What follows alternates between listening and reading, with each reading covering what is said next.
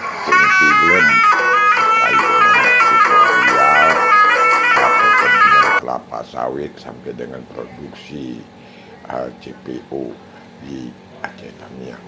Mereka orang-orang yang konsen di bidang perkebunan kelapa sawit, sehingga mereka perlu membuat film dokumenter atau tutorial tentang kelapa sawit.